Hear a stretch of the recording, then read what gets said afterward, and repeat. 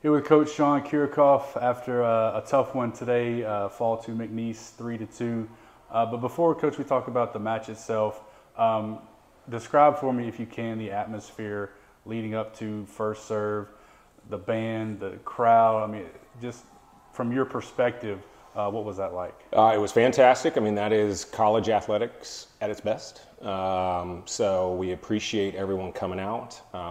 The energy and the atmosphere to start that match was fantastic. Loved having all of our alumni back. Recognition of the 2014 team that won the championship on the 50th year of the program.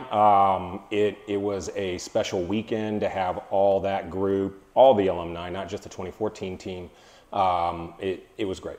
It seemed like the 2023 team really fed off of that energy, that atmosphere, because the first two sets, talk about those. It didn't seem like we did many things wrong in those first two sets. Yeah, we played really well.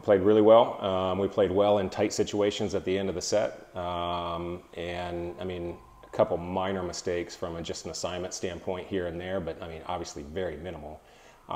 Fantastic in the first two sets. Then the next three sets. Was there a chain? I mean, I know it seemed like a lot of times McNeese had a lot of success running number 6 slide play that just, she had the line open, she had a lot of open opportunities, and she took advantage of it throughout the rest of the match.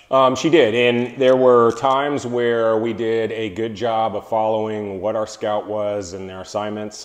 Too many times that we did not. Which is, I mean, I'll just be honest, was unacceptable.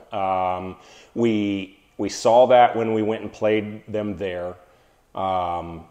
Knew that we did not handle that well, even though they knew what they were supposed to be doing.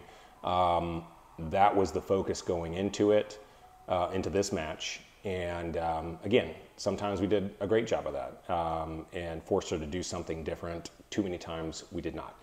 To your question, nothing changed. McNeese just kept doing what they do, and that is serve unbelievably aggressive, and then just try to be as fast as possible.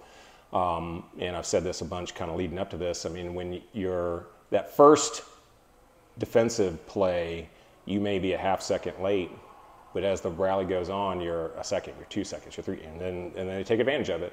And that is what we did in 3, 4, and 5.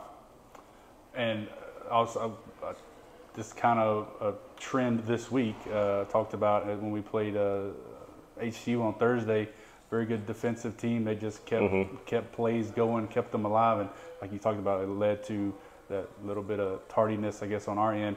But McNeese did the exact same thing a lot of times, and I think maybe frustrated us as the match wore on, and they kind of gained some momentum that way as well. And that, I mean, talking about alumni being here, we had some alumni that were fantastic defenders, and we have been that team for years against other opponents in the conference. Of just, we're just not going to let you score easy, and the more you try to figure out different ways, usually that's going to end up in us either putting the ball away or you making errors because you're like, well, if this doesn't work, I got to try this, and that's not what you normally do, and then they make an error. And we were on the other side of that. But yeah, good defensive team, but we passed so many balls, specifically in serve receive and on defense, so far off the net that it's easier for teams to be able to defend. Mentioned in I think the preview before the HCU match this week that, you know, you hear all the time big players make big plays in big matches and that sort of stuff. And it seemed like Teresa took it to maybe a different level today. 17 kills, only 3 errors and 22 digs. I mean, she had a fantastic match. She did. She did a ton for us. And yeah, I mean, she had a fantastic all-around match. What can we take from it? I mean, 2 close sets, 2 battling matches, I should say, 2 battles with, you know, the top 4 teams in the conference, and we still have, you know, stuff that we can accomplish over the next week as we move in towards you know, conference play, and kind of try to build some momentum through these tough matches that are no doubt going to prepare us for, you know, critical matches and points in the tournament. I mean, we can play with and beat anybody. It's just that's a given. We can play with and beat anybody. That doesn't mean we're automatically going to do it. I mean, I will say set 4, in my mind, was unacceptable. Win or loss, our mental state in that set was unacceptable, and we're not going to let it happen again. We can beat everybody, but I mean, it's about just maintaining that mindset, no matter what the situation may be. Yep. All right, Coach. Well, 2 more matches before we head down to Corpus. We head to Corpus next week, and then we'll head back to Corpus. But lots to still accomplish and grow from, and just keep grinding, I guess, right? Keep grinding. Yeah. All right. Thanks so much, Coach. Thanks.